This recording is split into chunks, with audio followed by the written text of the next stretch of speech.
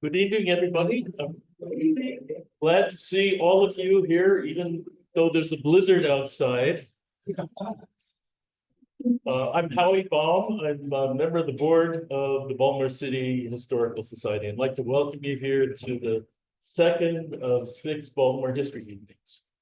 And as many of you here know, if the mic were on, is the mic on? As many of you here know, this is the first time since the pandemic that we met back here in person, and it's really been wonderful. We had a great crowd in January. It's a nice crowd here this evening. I'm glad to see you all. The Baltimore City Historical Society is a group of people who support and promulgate studies and stories about Baltimore City history. And we do that in 3 kinds of ways. One of them is we have these Baltimore History Evenings. And they're the 3rd Thursday of the month for each of the first 6 months of the year. And we have academics and activists and students and a variety of people in the city come and talk about what they have learned about the history of the city. So we all know more about the city after they've been here. Second thing this Baltimore City Historical Society does is sponsor the Joe Arnold Prize. And the Joe Arnold Prize is a prize for the best unpublished paper about Baltimore City history. And the third thing we do is we have a History Honors event in which we honor people who have made Baltimore history and also honor people who've written about Baltimore history. So we do a lot of things so that all of us can tell ourselves more stories about the city and feel more knowledgeable about the place we live. Now, the Baltimore City Historical Society is a nonprofit organization. So I'll say the kinds of things you hear from your public radio station, your public television station, which is, I'd like to encourage you to donate to the Baltimore City Historical Society. If you go to the website, baltimorecityhistoricalsociety.org, there's a place where, as your heart moves you, you can press the donate button and make any kind of contribution that you'd like to make to the society. So if you like the work, and I know you'll be excited after the talk this evening, please consider doing that. Also, we have sent around a sign-in sheet. Are there anyone here who hasn't signed in yet? Here, I can send this back to you if you like. Or okay, there's one back there. The information doesn't go to Doge, and we use it in two different kinds of ways. One is we'd like to know who's here, and one of the questions we ask you is, how did you hear about these events? So they help us publicize the events better in the future. And the second thing is, for those of you who may be new to these events, we'd like to add you to our contact list so we can tell you about events in the future. And there is back on the table there a green sheet that lists all the 6 talks of this year. I'll just mention the next one coming up. On March 20th, that's the 3rd Thursday of next month, we have a talk entitled The Wilkins Curled Hair Factory, The Rise and Fall of a Major Baltimore Industry. Jillian Storms and Jerome Gray will talk about that. So all of you who have walked or driven down Wilkins Avenue, which has the longest block in Baltimore City, and wondered who is Wilkins and why is the street named for him, the answer is he started this large factory using animal hair. And I don't want to give all of it away, but part of the answer is wigs, and another part of the answer is stuffed mattresses. Okay, so that'll be one of the both interesting and quirky stories about Baltimore. I encourage you to come again next time as well. Let's get on to this evening's featured speaker. I want to say a little bit about Nicole King, then she will show you who she is. Nicole is going to give a talk entitled Losing My Home. Well, maybe it's here. She'll give a talk entitled Losing My Home is Like a Death to Me, a collective narrative investigation into the slow violence of urban renewal. She'll talk with us about urban renewal in Poppleton. She'll talk for about 40 or 45 minutes, and then we'll have questions and answers. So if she says things that get you to thinking and say, I'd like to know more about that, keep that in mind, and you'll have a chance to continue discussion with her afterwards. Nicole has done many things. She's very accomplished. She's an associate professor of American Studies at UMBC and is also director of the Worcester Center for the Study of Place, Community, and Culture. She has research interests in place and power, and she's particularly interested in the tension between economic development and historic preservation. She co-founded the Baltimore Traces Communities in Transition project. And what's important about that is they're developing public media to document life in changing communities in the city. She's written a great deal, and I just want to highlight a book that she has co-edited called Baltimore Revisited: Stories of Inequality and Resistance in the U.S. City. It's a wonderful book. It's a good collection of essays and stories, a variety of kind of analyses of events in Baltimore City, and it's for sale on the table by the door. And your library at home will be very happy to have this as an addition. So at the end of the evening, when you're feeling really warmed and stimulated by the talk, make sure to stop by and get a copy of the book at the door. So enough from me. Let me introduce Nicole King and say it's really a privilege to have you here.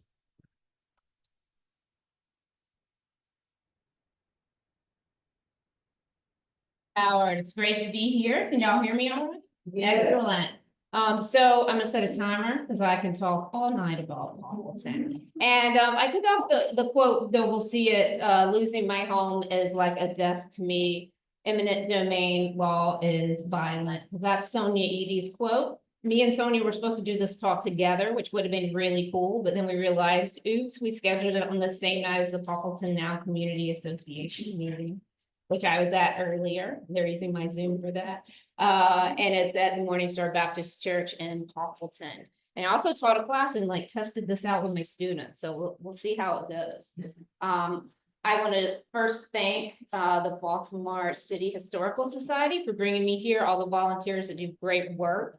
Also Greedy Reads for being here, for being an independent bookstore. I already bought a book and I co-edited the book for a friend who's visiting from out of town. So y'all get your credit cards out.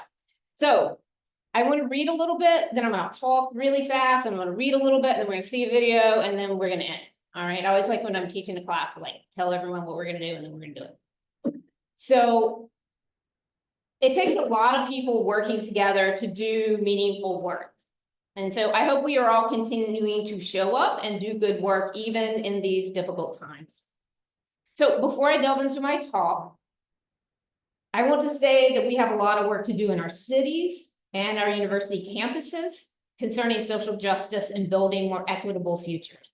The work of publicly engaged teaching and historical research can provide a narrative of how we got here, being the present moment, but also the potential for infrastructures of possibilities where we can build better universities, better cities, better worlds, better futures.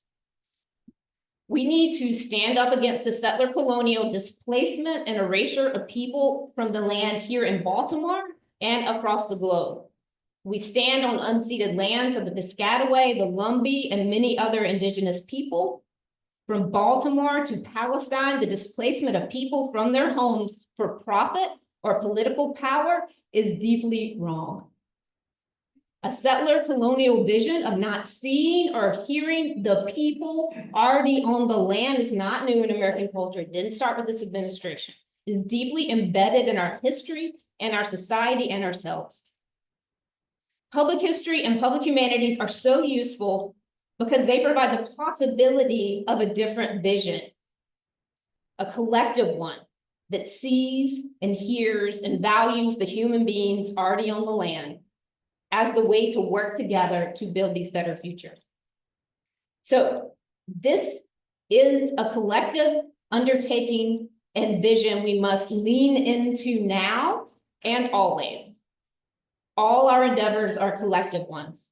The story of Poppleton is but one story connected to many narratives of injustice. The story of Poppleton is also one of community organizing and seeing our own collective power in moments when we may feel like we have none. I see you. So again, continue to show up. You're here tonight. do the good work, even in difficult times. And I want to start with a collective, a collaborator who I've done this collective work with, Nicole, who graduated from UMBC in 2012 with a degree in visual art and is getting MFA in new genres at UCLA right now. And Markel has designed the zines for my course from 2018 to 2023, the last zine that we did, which here's the first Poppleton one and the most recent Poppleton one in 2023. And an artist's vision is important to see things differently. So Markel designed a place called Poppleton Zine. My partner has a copy. He'll pass pass it around so you can check it out. This is an image, and it's from Phoebe Stanton's 1975 study of Poppleton when it became an urban renewal area. Her and a photographer documented over 3,000 properties. So I look at this photo all the time. I never saw the people on the land.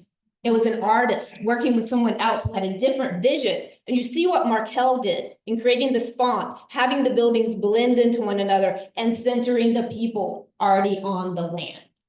So this is 1975. This is like last year, a minute ago. Anyone know what intersection this is? Where? Yep.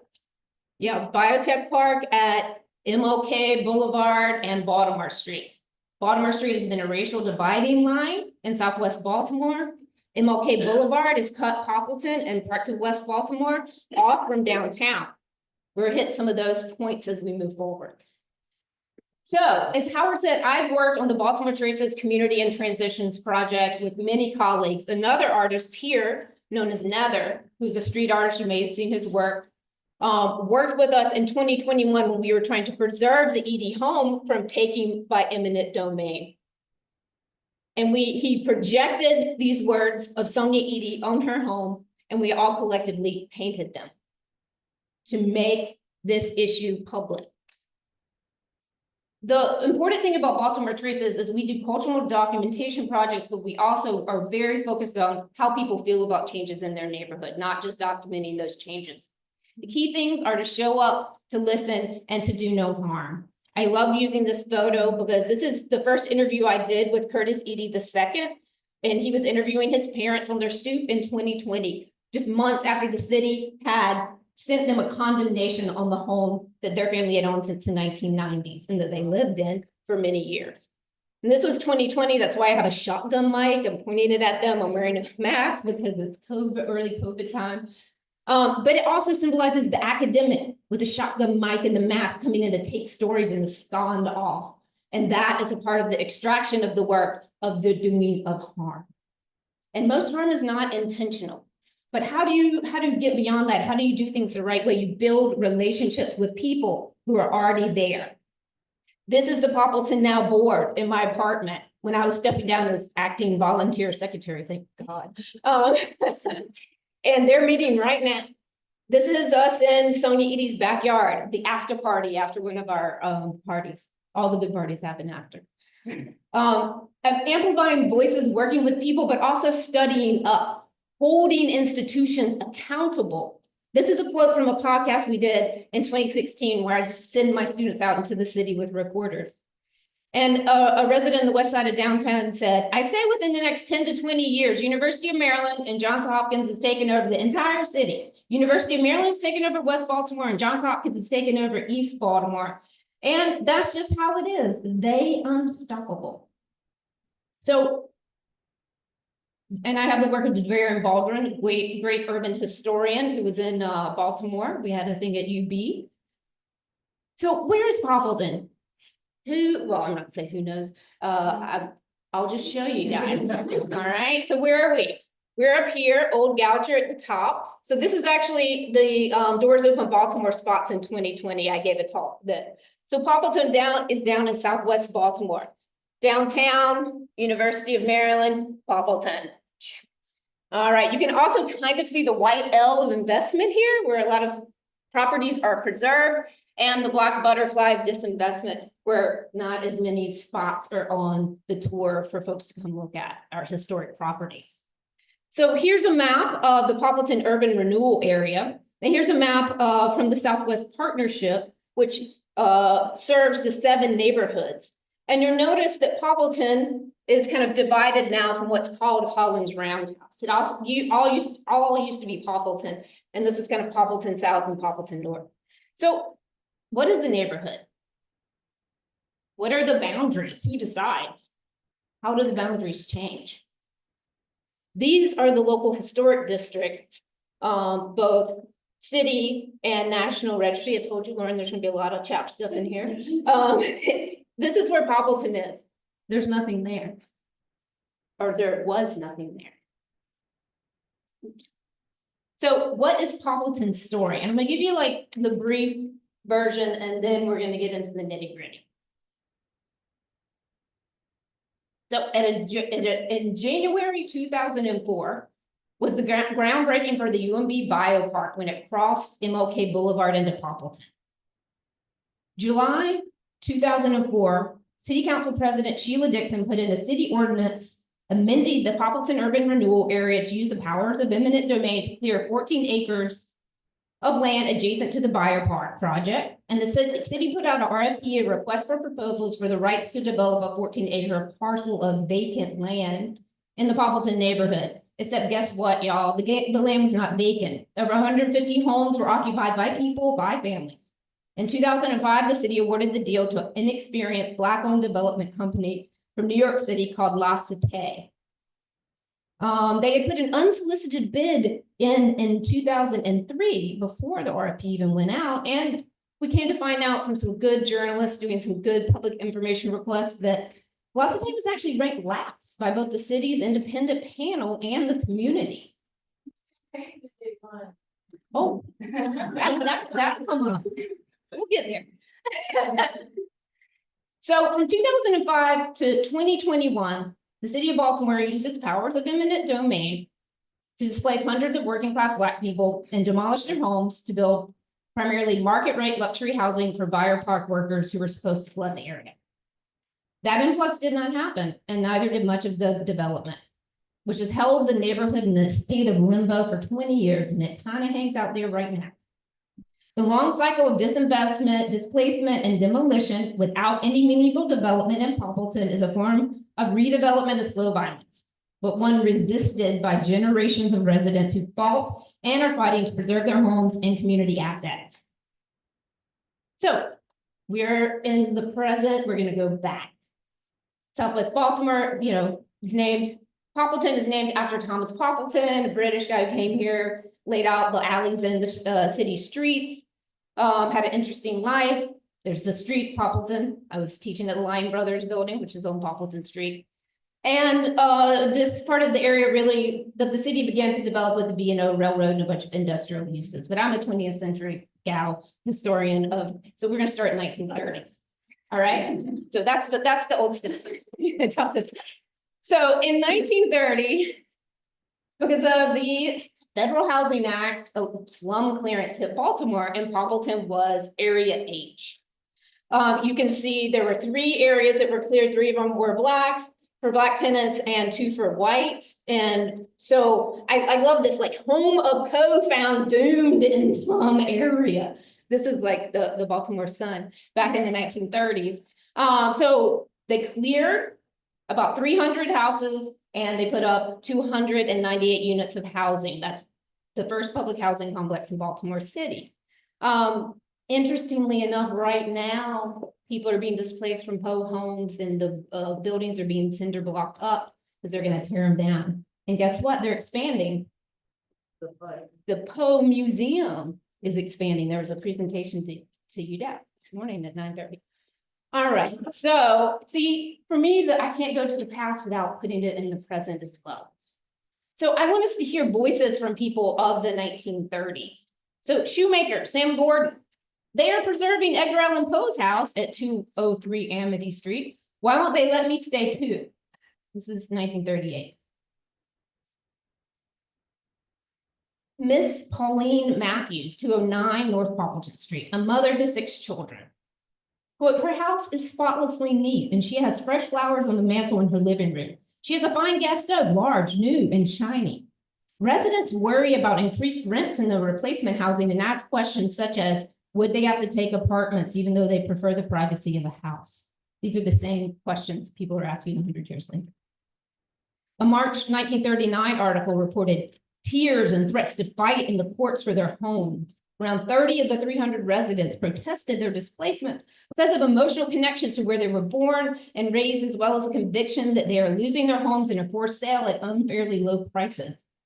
At age 70, their leader, Miss Minnie Smith, 200 block of North Poppleton Street, felt that the area is not a slum and that it would be better to invest in the homes rather than demolish them. Also something we hear 100 years later. Or almost, I know it's not quite there yet. So standing in her living room with, quote, pieces of crockery, statuettes, and faded photographs, she told a reporter, abrupt young men from the housing agency pester us to sell at a quarter their value the homes we cherish and love. When we protest, they say the buildings will be condemned anyhow. That is not right. It is bureaucratic, Ms. Smith says. So Homes comes up. They're like, okay, great. More housing acts come. And Lexington Terrace.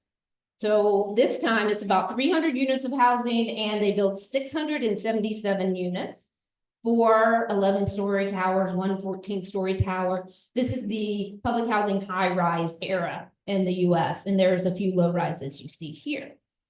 38 years, y'all, they build them and then they tear them down.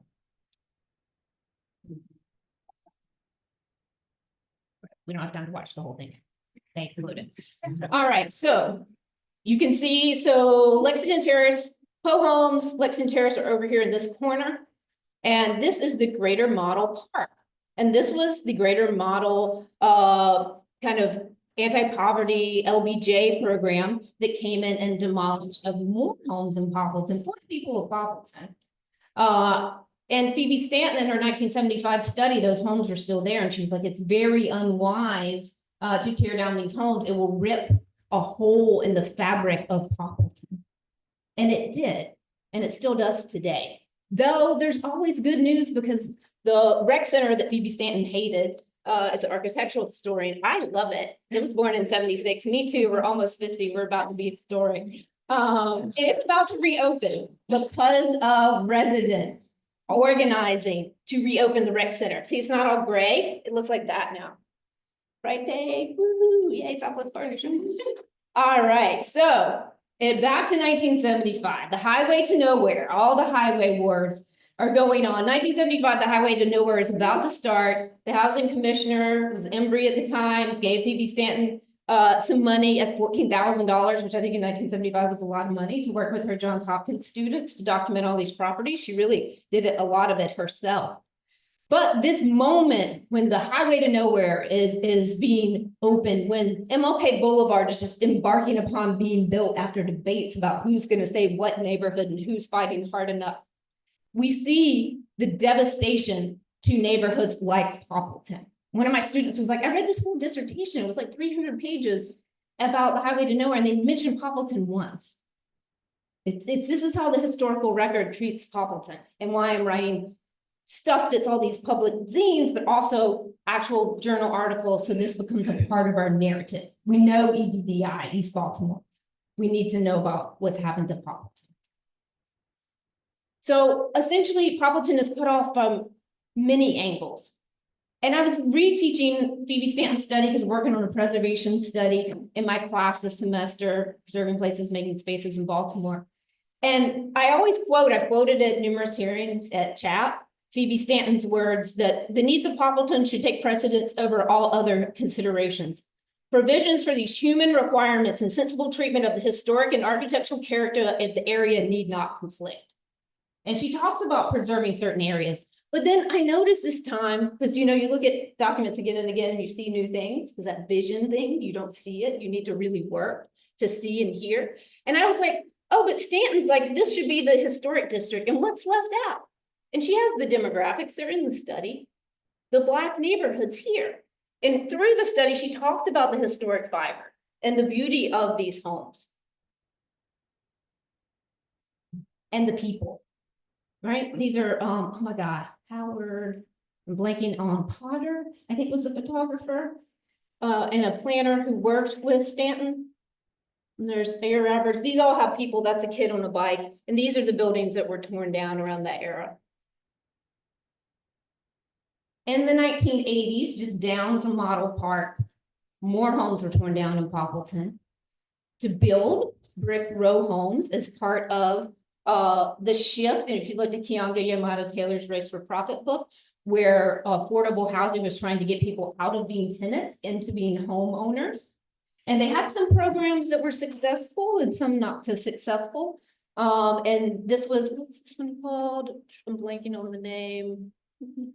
Harbor something.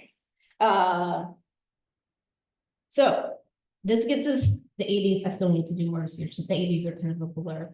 1995, though, Baltimore becomes one of 6 cities that's part of an empowerment zone program. $100 million was invested in the city. It's a very Clinton neoliberal type program, which is supposed to spur private funds of more than double that. The Poppleton Village Center is created. And we would not have the this is what people in the Poppleton Village Center said, we would not have the biopark in Poppleton if it was not for the empowerment zone. I don't think we'd have EBDI in the way we do without the empowerment zone over east. So empowerment to whom? Who are you empowering? Large institutions or people? It's a question.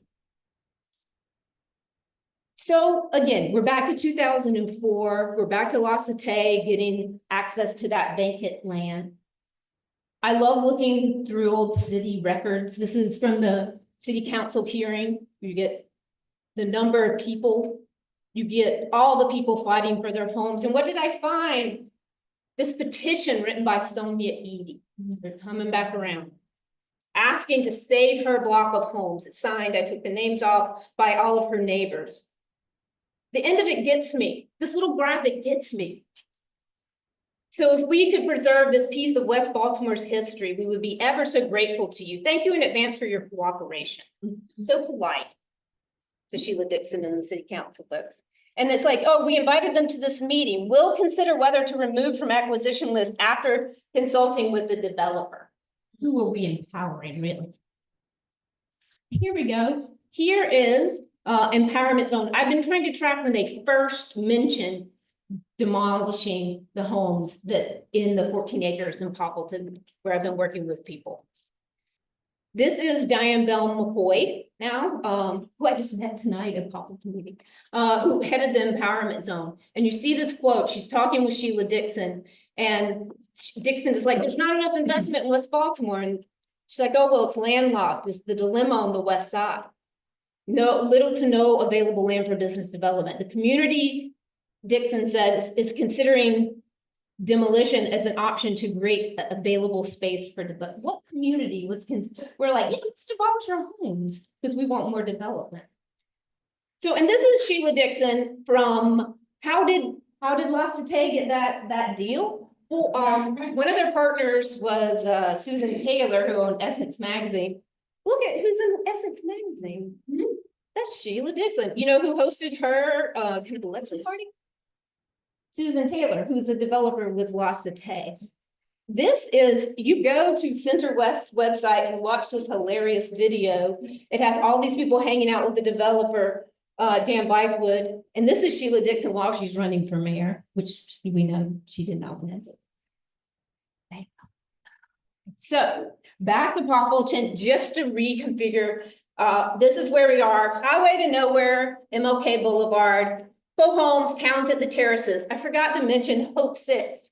When they tore down in 1996, when that empowerment money was coming, Hope 6 money was coming, they tore down the high rises and they built low rises. Exactly what they had originally torn down to build the high rises. You see how it churns? You see how the money's made? You see how the people get caught in the churn? Oh, buildings go up, buildings go down. Or neighborhoods are frozen. So this is that 14 acres. This is the Edie's block. And we're gonna delve a little bit deeper into that block. Back in 2005, Johns Hopkins from Baltimore Heritage, Judge Tom Ward, very much an activist against the highway to nowhere and other roads throughout the city, worked with Sonia Edie This is the family in 2005, kids or dog in their home. In the Urbanite magazine, I missed the Urbanite. So the Eddies were in the level stage 4 of the development. So they didn't lose their home. These folks lost their homes immediately in 2005 once they signed this deal with La Cité. This is Linda Jihad. This is Miss Pat, who's on the board, whose home did not get taken because she was in one of those new 1980s homes. And for some reason, so was Miss Jihad and Mrs. Bell, but their homes were taken. For Diane Cynthia Bell, who's not Diane Bell McCoy, who ran the empowerment zone, I know it can be confusing, bought her home on Carlton Street in Poppleton in 1998 for nearly $53,000 and was paying around $500 a month on her mortgage. When she was approached by Baltimore Housing in 2005 for relocation, she didn't want to leave. It was a good block. She ran a licensed daycare on the bottom floor. She was a small businesswoman going through a divorce. She had many friends in Poppleton. She told a journalist it was the best place she ever lived. She said she wanted to rent or buy a cheaper home, but the city told her, in a prime example of predatory inclusion, that they had to leave her as they found her, with a mortgage. In 2005, the city arranged for her to sign over her relocation check, around $98,000 at closing, to take on an adjustable rate mortgage, nearly 12%. In 2007, for a $246,000 house in Gwen Oak, Maryland, in Baltimore County. She was paying more than $1,500 per month on a mortgage she could not afford. I cried, Belle explained. I didn't have money to buy socks to put on my feet because every single penny I had went towards that mortgage I had to pay. She had a nervous breakdown. I felt that I wanted to end my life, she said. She ended up filing for bankruptcy. An investor bought her home at auction for $116,000 in 2012. Her house sat there until 2019 when the city demolished it.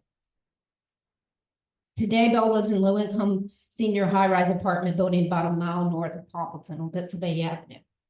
There's not a day that goes by that I don't think about it, she explained in an interview. There was depression going through all of us. Belle's daughter, Michelle, said it was painful to see that empty block where her mother's house stood. It's like you relocated these people and disrupted and destroyed their lives for essentially nothing. Seeing the people on the land.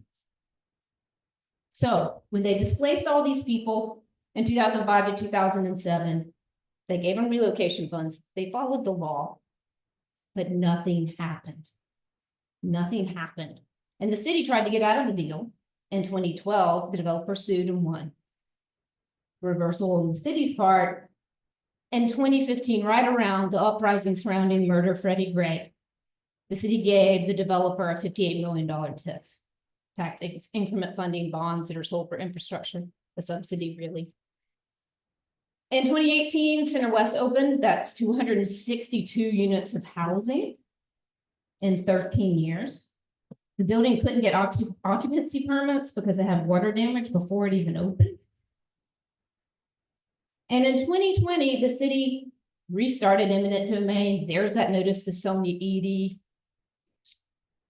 I'm not going to update my software right now. Yeah. All right, I'm back. I'm here, 2020. I come in, I'm on the scene. Shotgun mic, I'm off scene there. Poppleton. We do some zines in the beautiful work of Markel Cullens.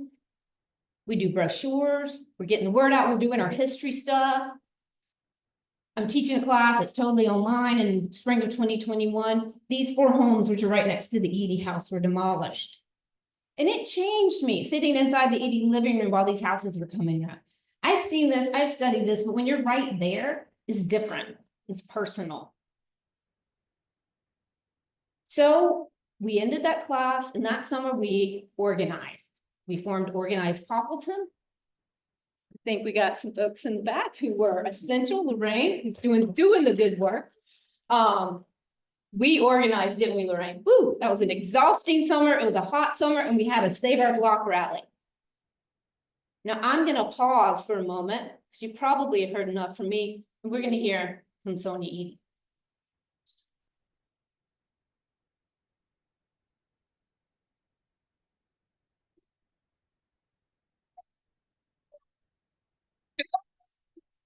see y'all present. All of these vacant lots that you see, they were my neighbors. The city came out and they displaced all of our neighbors. We the last ones standing over here. In February of last year, I received the summons of condemnation. I was told that I had to move out my house. I had to go in my pocket and hire a lawyer to fight to stay in my own house. They came and they started taking out properties through eminent domain.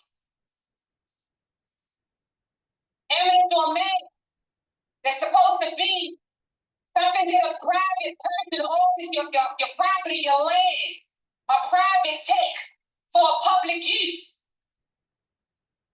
Can y'all look around and drove around? Did you see a public use? They have left our community devastated. And they don't care. We had neighbors, we had people, families. And when eminent domain, they came in and they wiped that out. If you go back and you ask these people if they wanted to stay, all of them will tell you they wanted to stay. All we wanted to do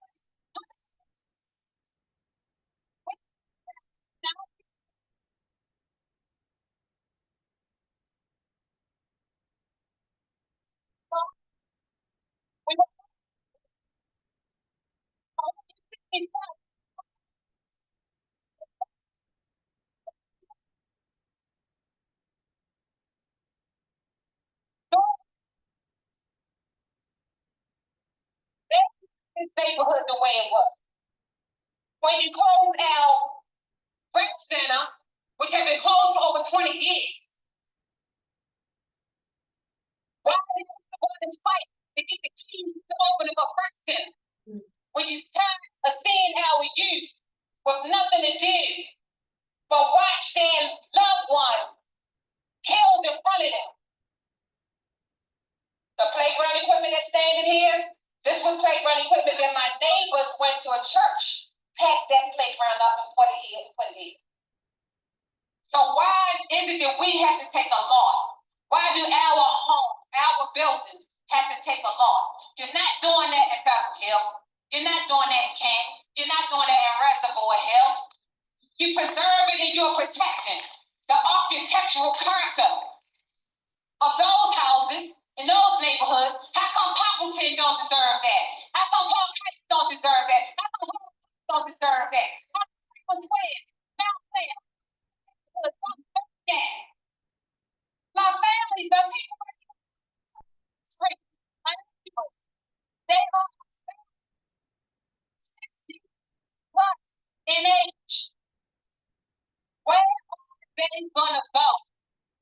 Y'all just broke up a whole family. Even though they not got blood, but guess what? They were unified because they lived in this one block together. They helped to take care and support each other. So when you coming in here and you trying to displace them, the harm that you're gonna do to Mr. Bob, who you had Miss Curlin and Miss Ann who helped him. And now you say we have to go. Where are we gonna go to? When I got a notice with my neighbors in it. Because at that time our property fair market value was $5,000 on the lowest end to $50,000 on the higher end. Where are you gonna go? But to another blighted neighborhood. So I'm saying it's time for us to wake up, speak up. We had the power, we had the influence, but it's time for us to take our voices and make it one. It's time for a movement. But I'm just saying, we need y'all to come together, not just Poppleton, across the bridge that they already broke and separated us by the highway to nowhere. We need to come back together, unify, and we got to take and start this movement. I say, let it start here in Poppleton today. If we come together and we unify and we take back the city of Baltimore and let us be that example in the other states where they're doing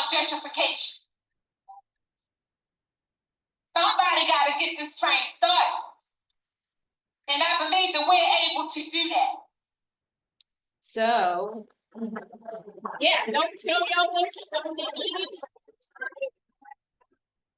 Yeah, but you got me, sorry.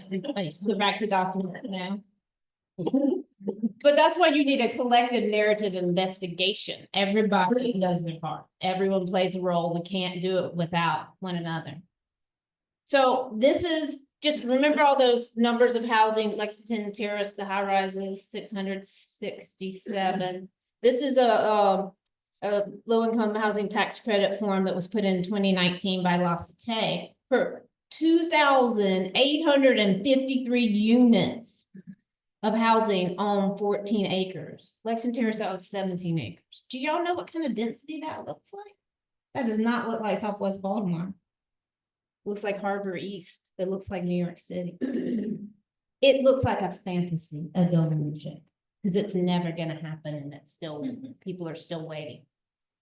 So we had that Save Our Block rally. Some of y'all were there. I see lots of folks who were there, and Lorraine helped organize it. And then this is the Boss Kelly house. 1830s, one of the oldest houses. And 2 days after, the city tears it down on the block while I'm sitting talking to John Murphy, trying to figure out how we're gonna preserve it, write a letter. The city tears it down. Broken preservation promises, because in the legally binding land disposition and development agreement, that house was supposed to be preserved and offered for home ownership, just like Sarah Ann Street. And you wonder why no one believed the city. So after this media blitz, the mayor tweets out or whatever you do. Back then it was still tweeting. I'm aware of the situation in Poppleton, and the housing commissioner is gonna get people to talk and all of this. We don't believe, but we find Mary Ellen Hayward, the historian of row and alley houses, her National Registry nomination that was required, never submitted, hidden, lost. Baltimore Heritage puts out a 5-minute history, comes together to support. My work moves from a place called Poppleton to Save Our Block. And I told my husband, he was like, "What's your goal here, hun?" Because Sonia would be like, "I stayed up till like 3 in the morning." I'm like, "I woke up at 3 in the morning. Look, what's your goal here?" And my goal was, when I'm an old head, to drive by that block, to see that building, to see some Edie's out on the stoop. That's the goal. And the goal wasn't to preserve this, to make it a museum. It was to preserve it for people to live there. So fall 2021, we make a zine, we paint this beautiful mural, and we're working, if anyone is rich and wants to donate, we are painting a mural on the other side of the Edie house. Justin Nether is working with us on that too. This is the housing commissioner who comes and walks around. I love Sonia Edie's face, like, okay, all right. The mayor sends a letter in 2022 saying we're gonna have a reset on development in Poppleton. The Poppleton residents wrote a letter requesting these things. The mayor said, all right, we're gonna do these things in January 2022. We pushed forward for a local historic district. It's not gonna necessarily save the homes, but there's gonna be public review. And what are we preserving? Again, people's homes. This is a local historic district about Black home ownership, because Dean Kreml, where is Dean, came in, did some pro bono collective narrative investigation. I can't go read this cursive and find that the first homeowner, a Sarah Ann Street, which were built in 1870, row alley homes and endangered architectural form, was a Black woman. Liberta Williams in the Afro, extremely interesting, 26-year-old. She bought 1124 Sarah Ann for $300 and used that like a bank, because the bank would not lend to her at that time period. And she built a pretty decent fortune. When she died in 1956, she left it to the poor of Baltimore City. These are the people that we're not seeing on the land. And as John Tompkins says, what we're losing here is affordable housing. That's what those alley houses were about. The developer pushed back at a public meeting and said it's not their neighborhood, the residents who still lived in Poppleton. It's our neighborhood.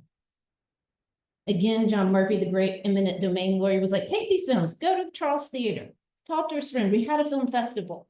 We got 168 letters to CHAP saying, put the Edie house in this local historic district.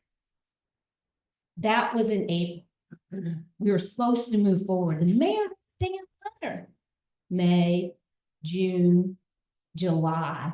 This is a press release we collectively wrote. You were there. It was a great moment of collective writing. And so we're press conference, we're going to City Hall.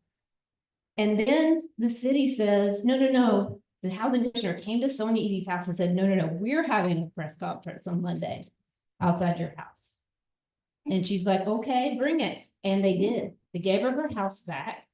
There's her standing in front of Sarah Ann. They gave Shelley Halstead, a Black woman built, being in the background where Shelley likes to be because she builds the house and makes them affordable.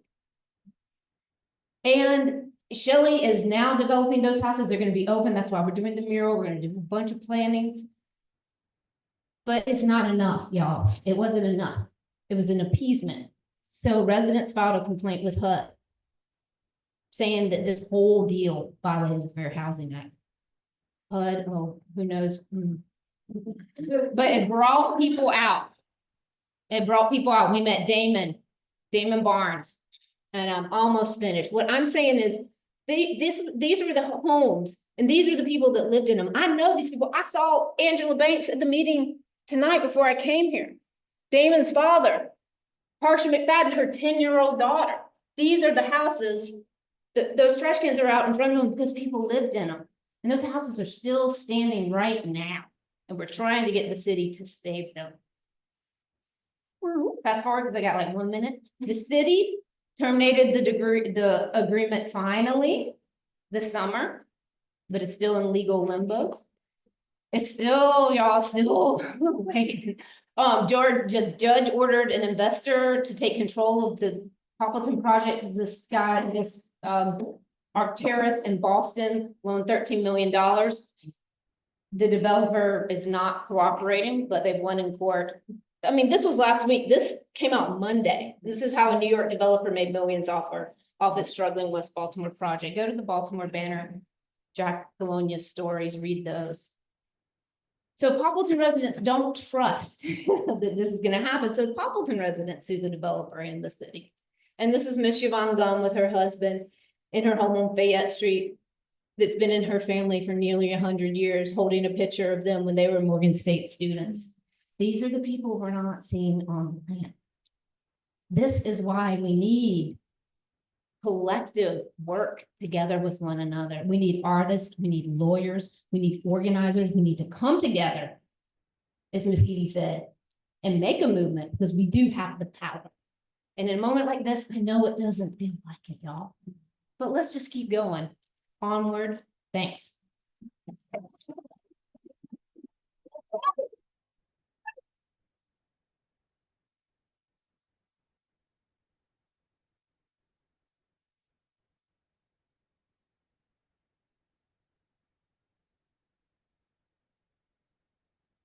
Thanks. Really good.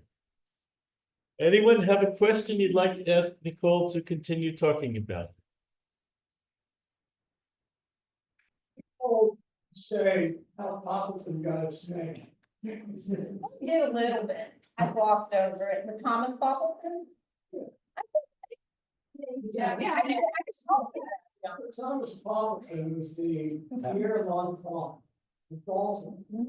He designed the whole city plan with all the way up to the valley. The city followed it. For years and years, they opened streets according to the Poppleton plan. All the cities throughout the United States had such plans. New York had one, Washington D.C. had one, but Baltimore was the Poppleton. And yeah, his goes way back. Yeah, it was 1822. 1822, 23. And his claim to fame was he had a street named after him in Southwest Baltimore, Poppleton, St. Peter's Church. Anyways, great talk. Thank you. You're welcome from you. This is the man who fights the fight of eminent domain for I both. want to make one point. That is, when I was in law school, there was a famous book called The Decadent Democratic Man. And the question was, as a democratic citizen, what is our responsibility for the acts of government? And if you look at the Baltimore City Code today, it has the authority to do exactly what happened in Holland. It talks about blighted areas, and that's been the operating principle of the city to condemn blighted areas. And blighted is another word for poor. That's what it really comes down to. Any poor area can be considered blighted. And I've been domain for a long time, really haven't represented a lot of individuals. But I have represented some, and the amazing thing was, when we represent these individuals, I remember one woman I represented, and we got a fair amount of money for her. She moved from the EDBI project to Hopkins. And I asked her daughter, I said, well, how's she doing in her new place? And she said, well, she passed. She died. And so many people that I represented in the process died because it's extraordinarily difficult event for somebody who's lived in a neighborhood, their grandparents have lived in the neighborhood, even though they're renters. That's their home, they've lived there for years and years. And going back to my initial point about the ridiculous of democratic man, that's still in the city code today. That the city can condemn these large areas because they're blighted. So it's our responsibility. Nicole is absolutely right. It takes that everybody organizing to protect human rights. Thank you. You have a question? Yeah, really great talk and very inspiring. It feels like Robinson is definitely a part of, like, at least a major center of organizing around this issue. I know like a lot of organizing is going on still in East Baltimore around these issues, but I'm just curious, like, what your advice would be for plugging in. Is there any ongoing organizing or anything else that people here get involved in? Yeah, definitely. One of the things that I think is really important is holding institutions, may they be the city, may they be universities. Again, Lorraine, who was organized Boppleton, a group of folks is doing the With Us For Us campaign right now, trying to get institutions like Hopkins, University of Maryland, Baltimore to pay their fair share of taxes. We can all, Lorraine, maybe at the end you can tell folks what we can all do to support that. You have legislation that is in Annapolis right now. We also have legislation to faculty to organize. Legislation is good, but what Mr. Murphy was saying, the law oftentimes permits nefariousness, and you have to, when we lost, the EDs, I didn't even point out, in May of 2021, they lost their case with the city. And so we turned to the court of public opinion, and there is so much power there that you don't even know for people to show up. And I'm a little befuddled at this moment. I don't know what we're doing. I don't have an answer of what we need to do, but we're not showing up. I don't think anyone, if anyone has any ideas, but I'd say you can always show up every third Thursday. The Poppleton Neighborhood Association meets at Morningstar Baptist Church on the 1000 block of West Fayette Street. And they're doing great organizing there tonight while we're here. Miss Betty Glenn Thomas and Sharp Leadenhall. We saw the people up there. I would say Nika Nande, Fight Blight Baltimore. She spoke. The people who spoke at that rally, Lenora with Volar, Village of Love and Resistance over East. These people showed up for Poppleton before anything was on the news. Anything was on the news. And they're organizing every day. Tisha and Nika are at the BGE hearing saying, like, why are we paying this money when, you know, Lossatay has almost $800,000 water bill they haven't paid. The Housing Authority of Baltimore City has a $30 million water bill they haven't paid. Why are they not being held accountable? We need to know what's going on. We need to market it in things that people can get. And we need to go out there and tell these stories, you know, and I think it's really important to the narratives, the story, and the far right is so damn good at telling the story, you know, so we got to get it together, y'all. we gotta tell the right stories and work with one another. That's not answering your question in a really great way, but yeah. Sonia Edie, even in the video, and then at the event, she said, and expand on this with her, she's like, it doesn't stop here. Like, that was one of those powerful things, and she got her house, you know, most people do like. Yeah. House, right, and she's like, no, me, I was like, oh. And so then she built, you know, Yeah. the solidarity, that's powerful. Yeah, and it's not like Sonia Edie was like, hi, I'm an organizer. She's like, hi, I'm a you know, a grandma trying to live my life and get my kids through school. She had 5 kids and she has 13 grandkids and like some great grandkids, you know, but so she became an organizer out of necessity. And when when the city gave her house back, she was on appeal. Jeff Suntum and a great eminent domain lawyer out of Montgomery County was working pro bono to take this to the appeals court. And they might have won because the city gave her house. And she thought, well, do I want to keep fighting? And we were all like, no, just take your house and we'll keep fighting other ways. Let's get these houses secured, them, make sure you can, and that's a good lesson too. Put your mask on, make sure you're okay. And before you go saving the world, you know, take a nap when you need to, get up, you know, be well rested, do the organizing, do the work. And I feel like for her, it's the collective, because it wasn't just about her and her house. When she won, she was like, where are we going next? What's next on the horizon? And I think that's a real, I mean, she's a amazing, powerful person. I'm sorry she had a meeting, couldn't be here tonight. But I think we all need to figure it out and to show up to when things are going on and really work together collectively. And that means it's not about taking credit. It's not about who's, you know, a lot of this work is, you know, just done collectively. And I think that the collective work and valuing that is so important, and listening to other people and figuring out how to show up and how to fit in, you know, to the larger thing. Just okay. Sorry, I just. Good evening, everyone. I'm Val Traylor, and I'm the executive director at Village Learning Place. I certainly want to welcome you all here. Dr. What a wonderful presentation. Ask a question about the highway to nowhere, because my grandparents migrated from the South and they lived on that. They were the family that was displaced. Any updates on, is there going to be a highway there? Yeah. Other than that. Well, you know, they got the $85 million grant, the Reconnecting Communities, Biden's huge infrastructure program. It came right before the new administration, but I mean, I don't think, and I asked Sonia this, and she was like, I'll give an update at the meeting tonight, but she's like, I don't think it's clear where that money is. But what they were gonna do was kind of reconnect part of the community there. And this is one of the things too, is I think we can't, Baltimore, a lot of harm was done. They built the highway there because they had all these federal funds, and they're like, we have to spend them. They knew when they built 40 through West Baltimore that it wasn't gonna connect anything, but they had gone too far, and they couldn't say we made a mistake. This is a failed project, let's stop it right now.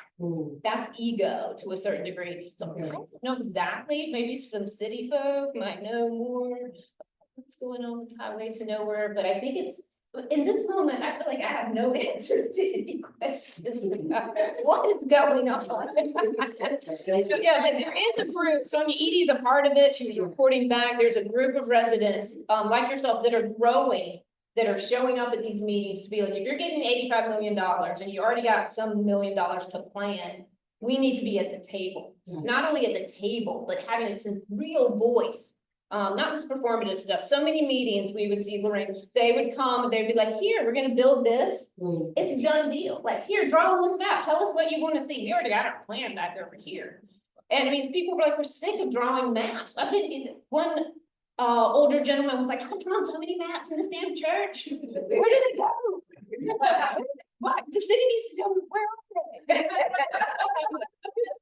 Probably in an archive somewhere.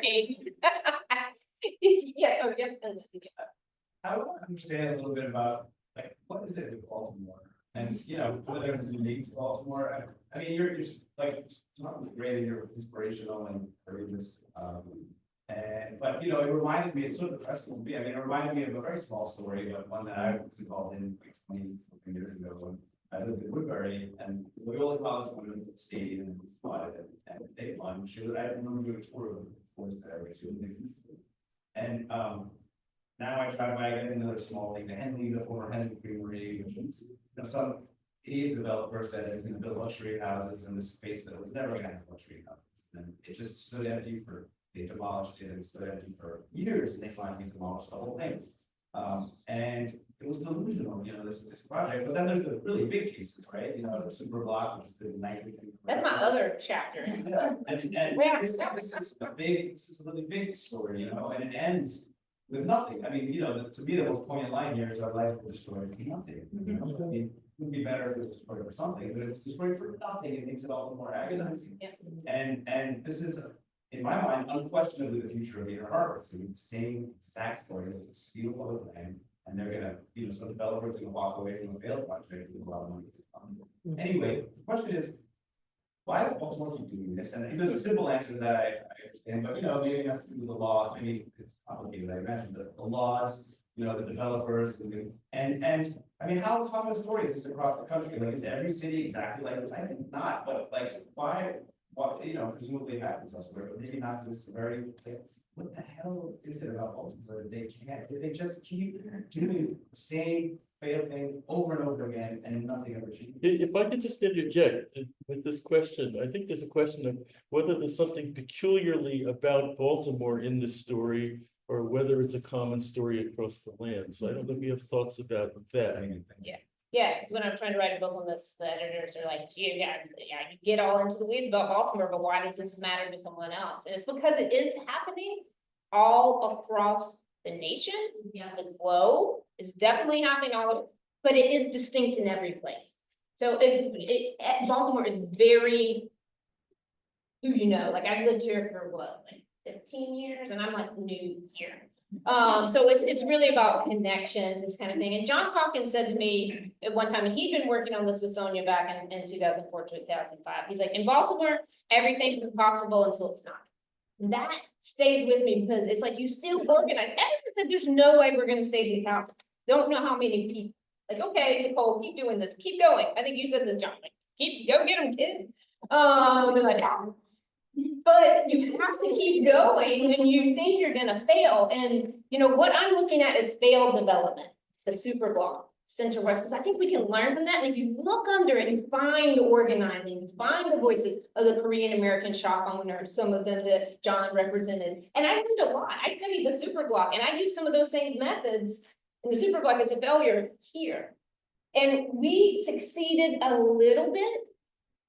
And that, I think, and by we, I mean mostly Sonia and the residents of Poppleton, who are amazing. And sometimes they need people who can write public information requests. Sometimes they need people who can get them pro bono representation. So we all need one another. But the thing is, everything in Baltimore is impossible until it's not. But I think it is very distinct, and we have a very strong mayor system. We have historically had a hugely corrupt political system. I mean, all across the land, the amount of, and now it's at the highest levels of the federal, pay for play. The developer paid $16,000 of somebody else's money to $10,000 to Moore's campaign to go to a fancy dinner, and $6,000 to Mayor Scott's, and wrote that off as marketing, and still says to the courts that's completely legal. If the courts aren't going to stop them, and the courts have we couldn't have done the HUD complaint without housing justice lawyers. The courts are important, but it has to be the people showing up too. And I think Baltimore is a place where people show up. Because people know one another. I met Diane Bell McCoy, who ran the empowerment zone thing tonight at a Poppleton Now meeting. You never know who you're going to meet when you show up to a place, right? And making those connections and working together is the key thing. And I think Baltimore, I love Baltimore, and then I want to punch it in the face because it's frustrating.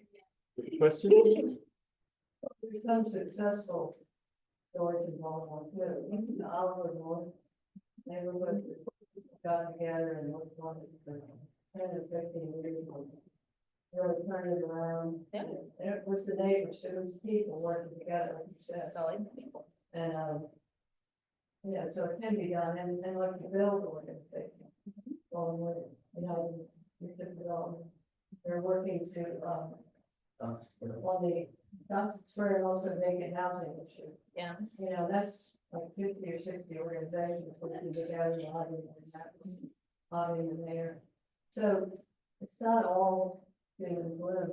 It's, it just seems like when you read about these horrible things happening, you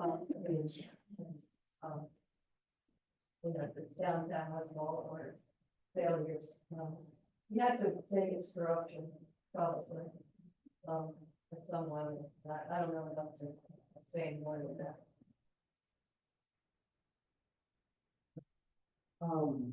So I want to know your thoughts about the red line and sort of the future of that. If you think there are lessons that have been learned from these types of urban renewal development for that, and if there's a learn them or what you can, you know, about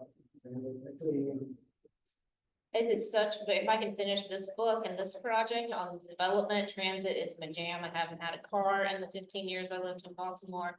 And I think when the red line was canceled by Larry Hogan, it was a tragedy. I was on vacation at the beach and I like wept and couldn't enjoy my like margarita out in the sun. Because it is such a shame, because you know, Lawrence Brown's The Black Butterfly, this is not just about stopping doing the harm. You have to repair the damage that you've done.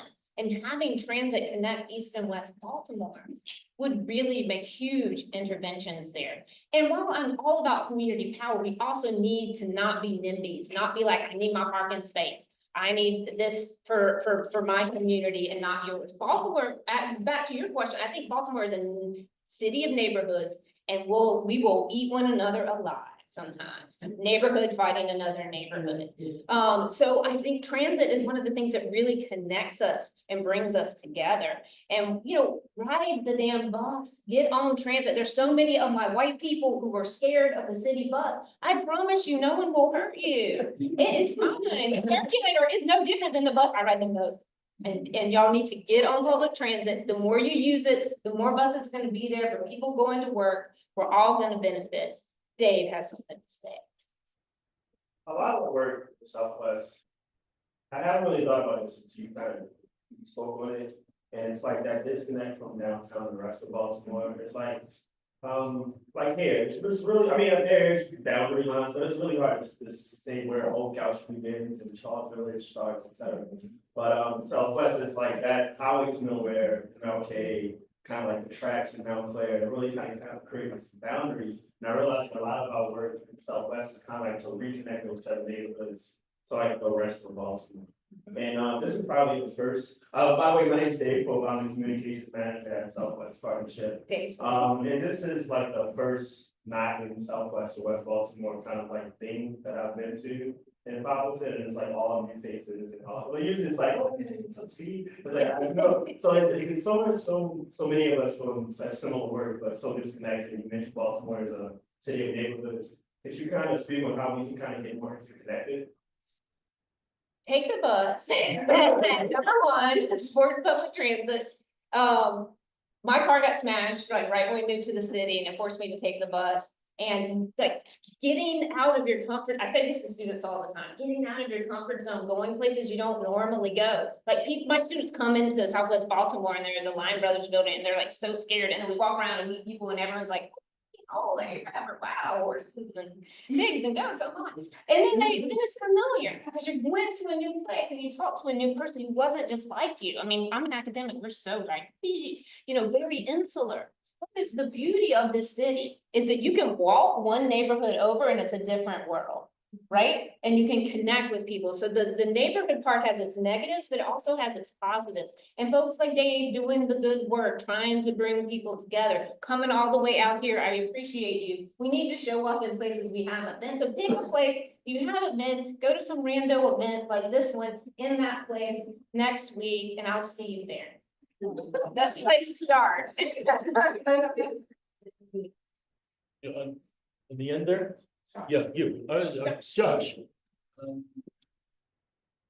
I was really struck by the newspaper stories from the 30s about slum clearance and how struggle that was. And also at the same time, it's like It's just a reminder of how the country actually believed in this idea of public housing.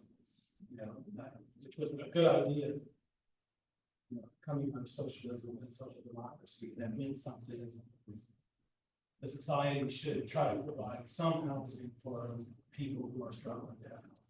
And if we go back to the oral histories in this country in the 40s, 50s, 60s, and all the public housing incidents, almost as a whole, overwhelmingly positive about their experience in public housing. It was like racially mixed in the country. And public housing became majority black, the country seems like it gave up on it. And there's different reasons, but it's kind of like, you mentioned Hope 6.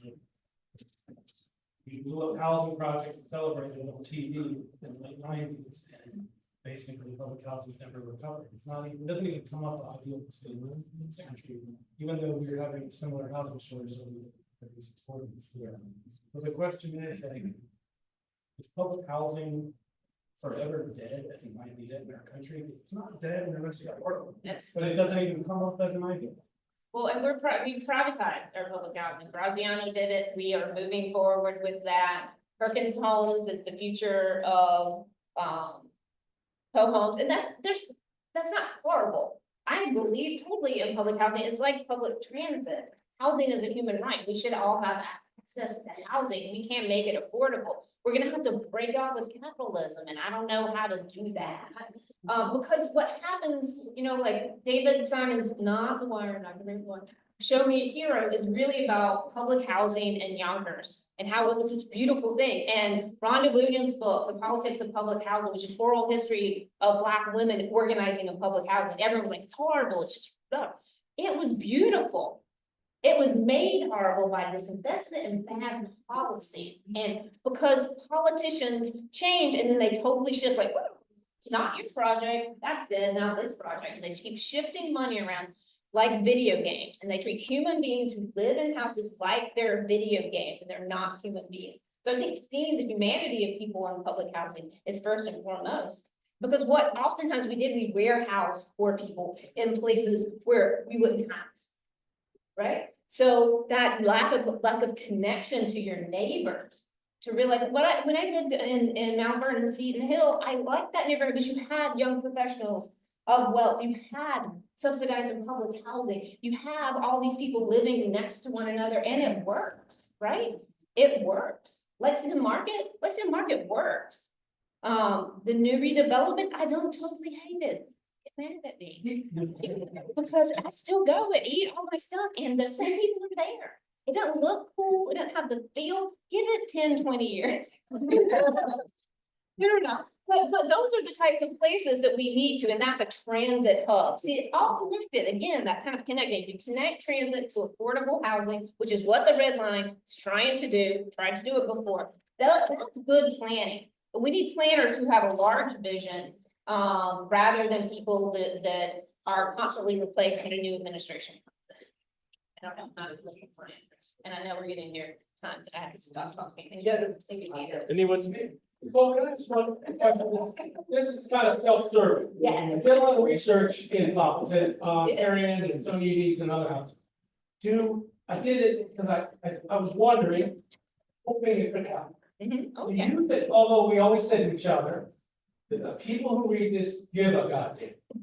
Do you think, like in Sarah Ann, 1870s row, and one thing that anybody should know in Baltimore or everywhere else, people who live in a place are told their houses are 20 to 30 or 40 years younger, or old, young. So everybody thinks, oh, my house is from the 1900s, it's not old. And then people find out, man, this is a mid-19th century house. Does it matter in the fight? Do you think, like the historic district got created in this area, do you think did it matter to the right people, or was it just part of a victory that was going to happen? I think it matters. Preservation. I think it mattered to the right people because I meet people where they are. My work is so block by block. Like, this is my dream project. Give me one block. Give me cool people, give me one block, and I will do the work. Because I believe in kind of the healthy neighborhoods model. If you have one block, it's gonna spread and it's gonna grow. And I think the historical research so mattered. It mattered to the people. Do you remember when Miss Yvonne Gunn, one of the Poppleton people, when we went over and brought the history of her home to her, she wept. She invited her family to a Zoom. She had her nieces on there and she was so excited to hear about the history of her home. And that matters because we begin to care about places in different ways and connected them in different ways. Buildings only matter because people build, inhabited, and give them meaning. But it's also understanding that narrative, that connection, that people in 1930s are saying the same thing that we're saying today, because we're all human beings. The person that I might not know is still as complicated as human being as I am, and we learn that by coming together and all doing our part. And we couldn't have done Sarah Ann without your work. Preservation law, like, back in the 70s and 80s and 90s, it was, when was the place to go, what's its architectural features? It wasn't social history. Yeah. We, from the 80s on, anybody in public history went, God, damn, we need social history, it's people. So that's what we did. But and I know, yeah, Miss Yvonne, it was like Henry Louis Gates, we were in the, oh my God, we're all crying, it was amazing. But did it matter to the, did it matter to the decision makers, or did they, that's what I was really getting at. People, for us, it's great. One of them sitting behind you, I'm sorry, Lauren works for chat, and I think. Oh, you were working like that, so. But I think it, no, but I Are think it, loyal people? no, I think it does, because so, hi, I work for CHAP, I work. Sorry to out you. Yeah, so I work for the Commission for Historical and Architectural Preservation, right, but, but I think that, yes, historically, historic preservation was very much focused on, the fancy buildings, the wealthy, white, owners, people, right? And so, yeah, and integrity too, but I think that that's changed, and certainly at CHAP, at the local government level, we have the ability to be more responsive and leaner and meaner and, sort of meet people where they are. But one thing that I will say is that I do think that certainly at the state level, there is an increased interest from the Maryland Historical Trust to designate properties. And if you guys know how that structure works, really the feds sort of take what the state historic preservation office says. But 2 weeks ago, they hosted a documenting underrepresented communities webinar. And they did one last year, they did one this year, and they have so many people participate. They had to, open up a new, basically get a platform that held more people. And this state historic preservation officer, Elizabeth Hughes, I've known her for a long time, and she usually is just very quiet. She doesn't get political. She does stuff behind the scenes, but she got super loud. And she said, there's so many people on this call. And it is so clear, while meanwhile, Trump and, Musk are trying to gut, historic preservation. They took away, references to, trans people and Stonewall literally happening at the same time. And she's just like, it's so clear that all this history matters, and we at Maryland Historical Trust are going to continue to make sure that it matters. And so I think that, yes, it's those people, at the state that are going to be able to, to really operationalize it, right? And so I'm gonna take your word, I'm gonna take your words that history matters as the last word, and it's been a very good discussion. I want to thank you for it. And a couple You're about the super blog in there, and it's really interesting. housekeeping matters. If you haven't signed, Yes. if you haven't signed in, please sign in. And Greedy Breeds, back in the corner, is selling Nicole